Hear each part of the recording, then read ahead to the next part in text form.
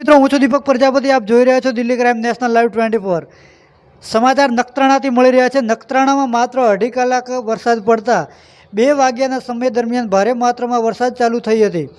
4:30 વાગે વરસાદ બંધ થઈ હતી। અઢી કલાકના વરસાદમાં નખત્રાણા નગરપાલિકાની પોલ ખુલી।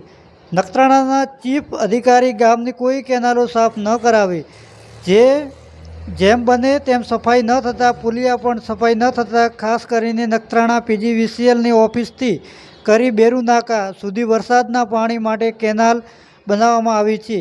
તે કેનાલ આજની સાફ ના કરી નવાવાસની વેપારી સાઈડમાં ટાઈમ સુધી જે મુખ્ય કેનાલ છે તે પણ આજ સુધી સાફ કરવામાં આવી નથી। ત્યારબાદ વિરાણી ફાટકથી જે મેન કેનાલ વર્ષોથી પાણી જતું એ કેનાલ પર માથાભારે માણસોએ દબાણ કરી પાકું બાંધકામ કરી કેનાલ બંધ કરી નાખી છે। જેના ભોગ લખપત હાઈવે પર ટ્રાન્સપોર્ટના ધંધાવાળાઓની ગાડી, મીઠાવાળા નાના મોટા ટ્રાન્સપોર્ટના ટ્રક, ટેમ્પોવાળા, ફોર વ્હીલો, નાના મોટા વાહનો ભોગ બન્યા છે।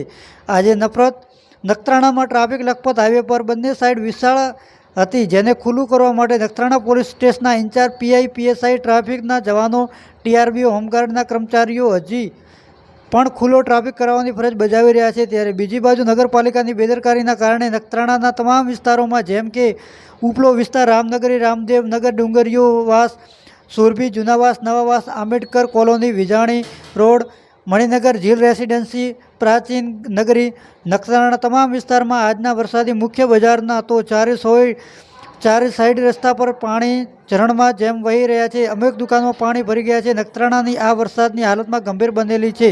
રાજકારણમાં ભોગ નખત્રાણાની આમ જનતાને ટીવી ન્યૂઝ માધ્યમથી પોતાની વેદના છે। આવું અમારા રિપોર્ટર CK નાથ દ્વારા જણાવવામાં આવ્યું છે।